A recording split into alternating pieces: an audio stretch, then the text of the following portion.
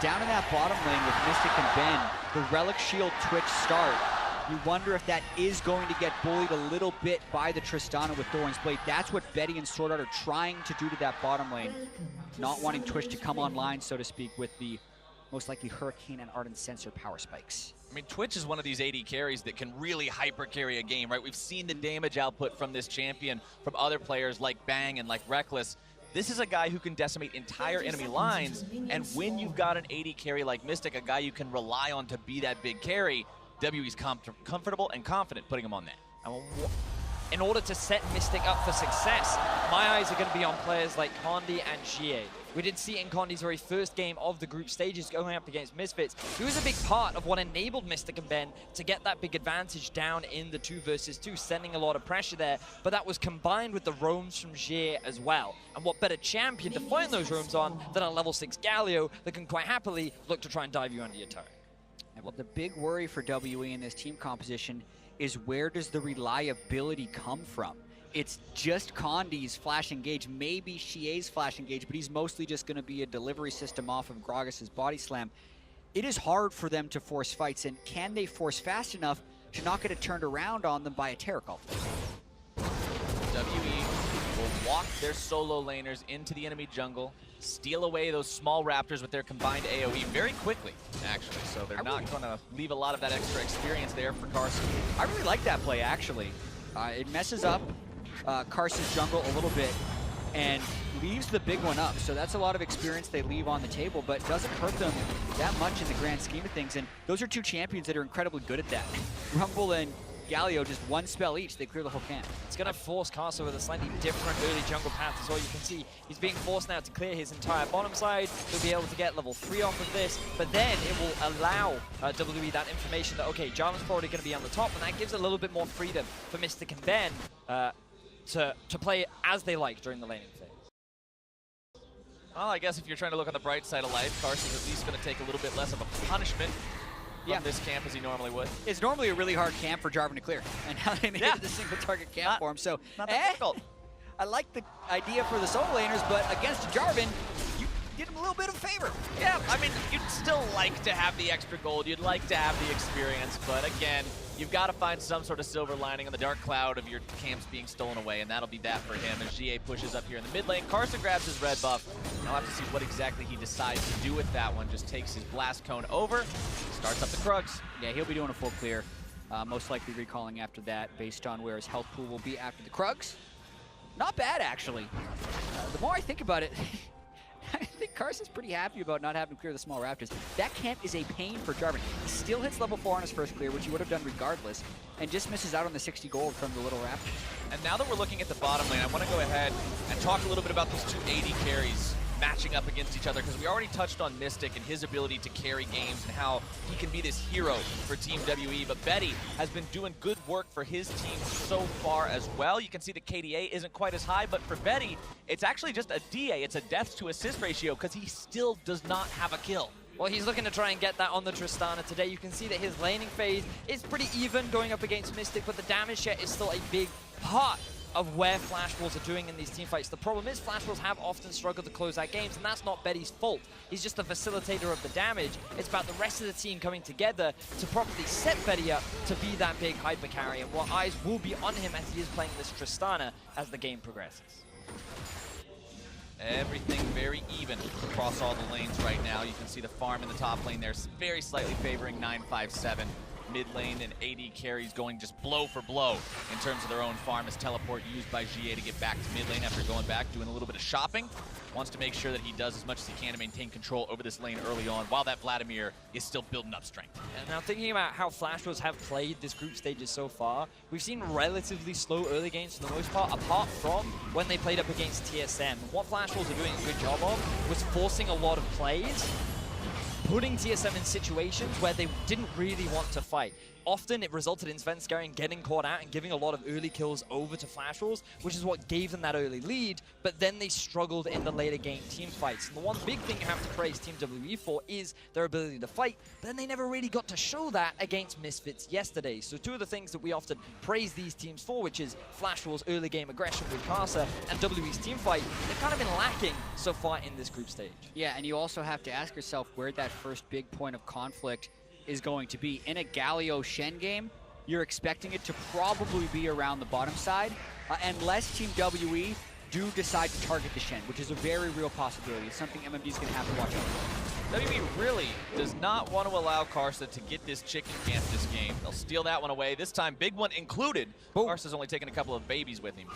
This is good jungle control. You know, it's basically saying, you know what, we already want to have a little bit more pressure on the top side of the map, especially with Rumble perma pushing up there, and it gives them a bit of deep vision as well. So Team WE, they're going to feel pretty confident and just give that extra bit of safety to 957. Karsa throwing down some vision in the enemy jungle, realizing that they're invading him, so it's a good idea to keep tabs on exactly what's going on that other end of the map as well. We often see junglers do this. They get invaded, they just clear their opponent's side as well, but not fall behind. A little bit of a scuffle down here in bottom. Mystic having that charge explode on him. GA mid lane with that level 6. Now might find himself in a 1 versus 2. Maple taken down below half. Karsa backs off. GA just fine here. Yeah, two mid laners are going to have a hard time killing each other. I'm expecting a very early Abyssal Mask from the Galio, as it's such a good item on him, and that's just going to stop them from killing each other. And that's good. That's fine for Vladimir. Maple wants to wait until he's at 2 or 3 items to really turn on, and then the question will be, is Mystic at the point there where he can tread through the Vladimir, or can the Taric ultimate Vladimir run through the team? And if a jungler is going to go to make that gank, you have to maybe even send a third person. I'm also curious as to how Flash Wolves will utilize this Vladimir later on into the game. We see a bit of trading. Man. Oh, Penny going in very deep one to Mystic. Looking for that last auto attack to find the explosive charge. Mystic going to be, honestly, not that bad off. Yeah, Flash Wolves win that, though, because they only used one defensive summoner, whereas Team WE used both. Ben has gone with the exhaust instead of the classic heal barrier we're seeing so far. But the sustain war will be a question of how much Betty can heal up here. He's gone Fervor, not Warlord, so that's less sustain in lane. He may have to recall fairly soon. Meanwhile, Condi level 6 on the Gragas. Karsa still without his own ultimate. We know both these junglers kind of flip a switch when they hit level 6. It's such powerful ganking tools for both. Hey, that feels so bad. Mid laner, the Gragas just scoots in there, but Condi does a good job delaying that back, make things a little bit less efficient for Maple in terms of his timings. I'm curious what Flash Wolves will do later on into the game as well, because just looking at some of the summon spells that we've also got on either side, you already mentioned the exhaust from Ben. I think that makes sense when going up against someone like a Vladimir who's going to be looking to dive onto the backline, and you just want to mitigate that threat onto your primary carry of Mystic. But also, there's no TP on top of Maple compared to the TP of GA. So WE, they have a few more options to play along these side lanes, but when you actually look at the comp of Flash Wolves, they have a pretty strong 1-3-1. Will they try and utilize the Vladimir off in the side lane? Will they try and group him up? They actually have a few options, but it's that extra TP that their Flash Wolves are going to have to respect. Yeah, it is interesting for Team WE to go with the double teleport summoner choice without actually having the stronger 1-3-1, because oftentimes double teleport and 1-3-1 are synonymous, but you need the dude who can win the 1v1 late game for that to work. And I don't think that's true for the Rumble or the Galio. So it's almost like they're just laning phase summoner spells to keep map pressure up and allow Condi to try and get some invades going on, which we haven't necessarily seen yet, but we have seen them get deep wards, take the Raptors multiple times, so the map pressure is where they're trying to get their edge. Yep, the early game going pretty slowly so far, but now Carson's going to find Ben as he walks down into the bottom lane. Finds a nice little chunk of burst, but Ben's shield is fast enough to block a bit of it. Is this where they use the proactive Shen ultimate? They definitely had a little bit of a tell, and they're giving time for them to respawn. The teleports aren't up on Team WE yet, but Galio is moving into range to ult in. And remember, there is no way for the Rumble to interrupt the Shen ulti. Here we go, Mystic gonna be jumped on, has the explosive charge strapped onto his head, and he is done. First blood over the way of Karsa. Now seeing if they can get anything else. They're only gonna find a death onto Sword Art. The winds of war blow for Team WE, and they make it even. The level 6 power spikes for both teams, but it's Flash Wolves that are faster on the trigger.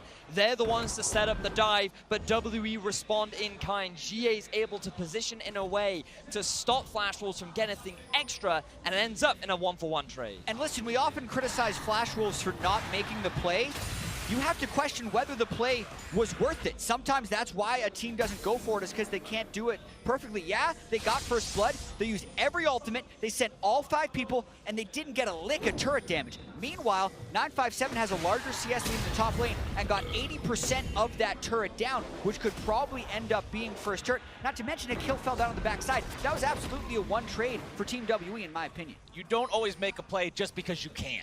Yeah. It's pretty much the summary of what happened there for Flash Wolves. Yeah, you got the kill, you got first blood, congratulations.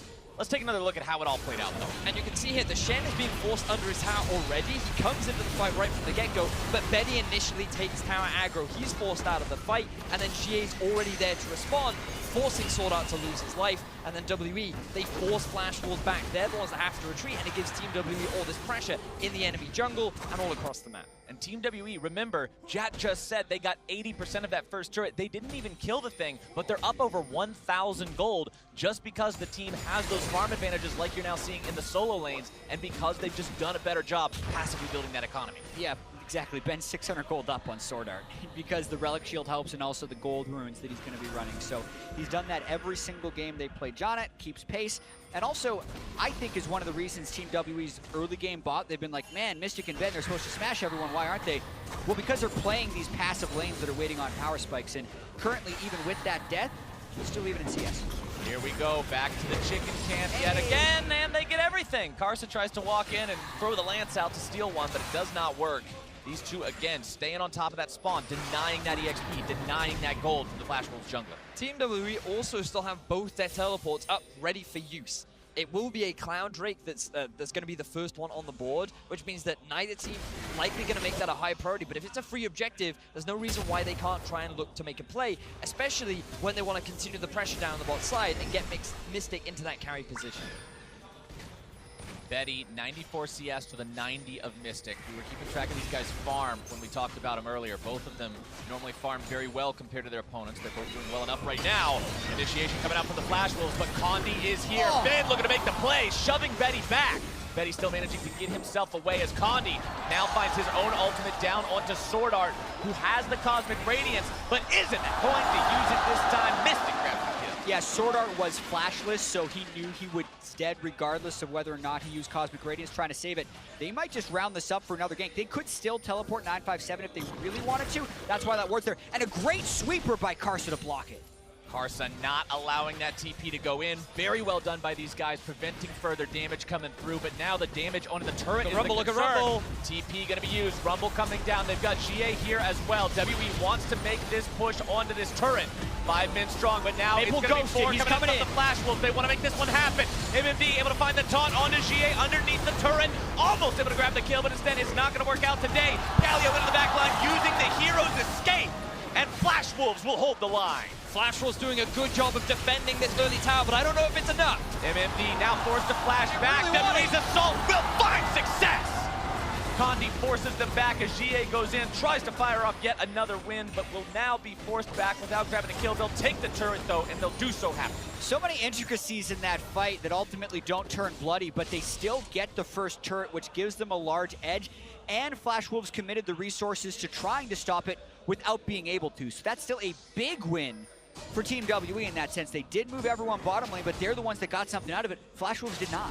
And this is just a staple WE move, utilizing the levels and the comp that they have to apply pressure around the map. They had the double teleport, they have the Galio, they have the Rumble ultimate, they have a team composition that is great at just forcing enemies away from towers and just sieging them down. They knew they had the early advantage, they found that early kill onto Sword Art, and they were not afraid to try and force that play. And one thing the bottom lane skirmishes have told us, both from the dive that Flash was executed and the attempted dive that Team WE attempted, was a preview of what we're going to see later. It's going to be really hard for Mystics to stay alive, because we know that the Vladimir can come in with a Shen and a Taric and be nearly unstoppable. And we also know it's going to be pretty hard for Team WE to actually execute kills onto the Flash Wolves. They don't have that much engage, and these guys can run away with a lot of different tools. So that just makes it all the more important that Team WE is getting pressure on these turrets and objectives, because they need to make their gold lead overwhelmingly strong to push this game to victory. We are starting to see item power spikes coming across from multiple people. WE trying to push further onto yet another tier 1 turret. Good denial there from Ben. Going to be stopping the Flash Wolves' attempted move on them. Now bringing Condi up here to continue this push. Yeah, and they won the sensor race. They have a Hurricane and an Ardent sensor, so they're power spiking right now, but Flash Wolves want to fight them. Flash Wolves going to be using that TP to come in, start this one off. Bin in some danger. Condi looking to body block, try to get him out of there if he can, but the taunt comes in and Carson's grabbing the kill. Now seeing if they're maybe able to find some damage onto Mystic, but he's the one feeling all the pain today. Couple more auto attacks might be able to do it, but now Mystic going to be jumped on by the Shen. Condi grabbing the kill onto Karsa. Galio comes in for the cavalry charge as Maple goes into the back line, going after Condi now as well. Evo Plague down, one more transfusion to grab the kill. What a bloodbath. And how long's the fight gonna happen? 957 starting the bot lane. He's walked up this far. Maple still defending this. 957 knows there's low health bars that he could mop up. GA and 957 want to take down this turret, potentially grab the kill onto Maple as well. Lots of damage coming out from these two AP solo laners. The winds come through, they don't find the mark. GA's gonna be taken out. He's gotta be careful, but he got the kill. 957 trying to get something here. He will find Betty. He may find MMD. But the Spirit's Refuge protects. What a great fight from the Flash Wolves. They finally have the game going their way. You were just talking about this earlier, chat, how it's so difficult for WE to find those kills on the Flash Wolves, but it's just because Flash Wolves, all of them were there on the play beforehand. They were already ready to react to the play from Team WE. They find the successful fight, but they're still in the goal deficit. Yeah, and I also feel like Team W was a little greedy there, knowing they didn't have their teleports up, and Mystic just thought he could take him on because he had his Hurricane. And he nearly did, but not quite enough thanks to all the defensive tools that Flash Wolves had. Watching this one more time, remember, the Monsoon from Jana is down. That's why Flash Wolves go for it. And you can see Shen has already positioned because he's ready for the TP flank. You have the Taric ultimate to just buy time, preventing Mystic from doing damage, but then he does a great job of just unloading onto the Flash Wolves. You think at this point, maybe Team WE can turn it around, but he gets too low. He ends up dropping off the back of the fight, and that's only the first half of the fight, chat. Yeah, Galio, oh so close to taking Sword Art down, and that costs them later on in the fight because they still want to 2v4 this with a full health Vladimir in the game. Yes, the turret's their priority, they get that, but then they think, yeah, we can kill him, and Flash Wolves think they can defend him. Sword Art, critical here, getting the heals and shields in on the multiple people. Betty has his ultimate back up, just keeping his distance from 957 for most of it, and the timing of the Spirit's Refuge right at the end. Keep himself alive from that overheated auto attack. Well done from the Flash Wolves. Team fighting properly. They're still down 2,500 gold compared to Team WE, though 17.5 minutes into this game. And I think it is interesting to note that neither team has taken the first Drake. It is a Cloud Drake. It is of lesser value than normal. But you can see right there, Team WE gold differences group stage versus Misfits and versus TSM. They're two matches so far. And this is the make or break moment in their game so far. And that's what we're seeing a lot of in this tournament. When both guys get their Ardent sensors, when both tank lines start to come online, whoever gets that one little bit of a lead cuts through the enemy front line so much faster. Team WE have to play clean here. So much is yet to be decided for both teams. WE daring Flash Wolves to come stop them from taking this Rift Herald. Flash Wolves wants to see if they can. Maple moving up forward, gonna have that large transfusion here. Barca actually stealing it away, well done. MFD steps up to secure the Rift Herald drop itself, taunts over the wall and gets himself to safety. Maple now trying to get away further. Emo Plague thrown down on multiple people, throws out the Tides of Blood as well. Stun comes out from Taric. The Flash Wolves disengage. And we talked about the lack of engage from Team WE. That was 5v5 grouped up from Team WE. They were in a prime position to try and force the fight, but they don't go for it. They just wait for Flash Wolves to walk in, take the Rift Herald, walk out, and not lose any members. Yeah, MMD just walked up to 5 people after ulting it to be like, well, I guess the team doesn't want to fight. I will turn around now, and I will be absolutely fine because WE has such lackluster engagement. I think they understand that, which is why they are so heavily forcing around turrets, Rift Herald, Drakes, daring Flash Wolves to fight them. That's the only way WE is going to get a fight, but they still haven't been converting those in a big way. But they still have double TP available, like the flanking options are there for Team WE, yet they get to try and take advantage of them. Typically what you'd expect is Connie goes in, Shea follows up, and then you have the ulti from 957 to round things out. But so far, Condi's yet to truly pull the trigger, unless they're in a 3 versus 5, and it's Flash Wolves the ones that are trying to force the fight. Team WE currently holding the turret control in this game, 2-0. That's pretty much where their gold lead is coming from at this point. That and the Jana gold that you were talking about earlier, Jat, with just how much more money they're putting into their support support so he can get those supportive items coming out for his team. 1,600 gold of that lead is on the Janna compared to the Taric just because of that investment towards him. Yeah. Ardent Sensor up and running, very, very useful for that Twitch, but Mystic's going to need to be positioned very well. And the remainder of the gold lead is just the fact that Team WE have 2 turrets over Flash Wolves, so I feel like this game is still very close. Both these teams really consistently butting heads, and I do feel like Flash Wolves are the ones that are, more often than not, the ones coming out ahead in the fight.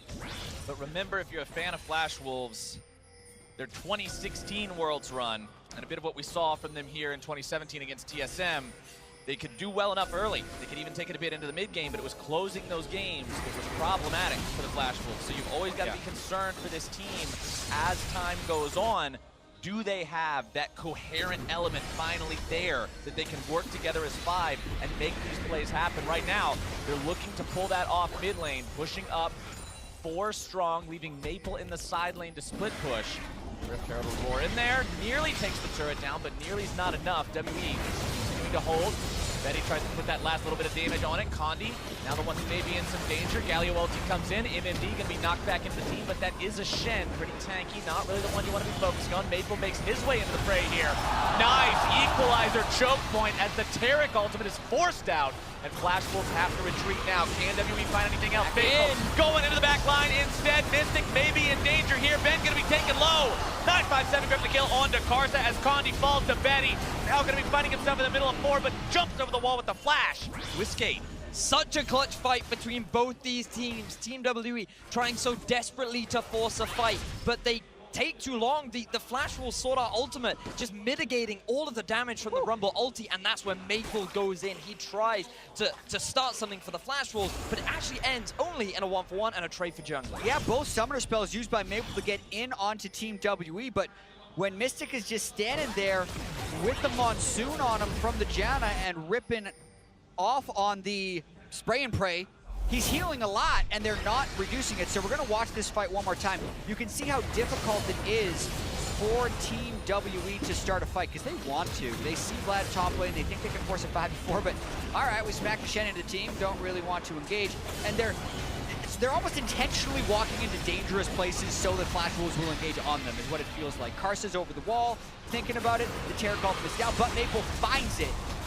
And now WE right back on the turret game. Now WE saying, you took down our first turret, we're going to take down your first turret mid lane at least, seeing if they can push this one up. About 20% HP left on that.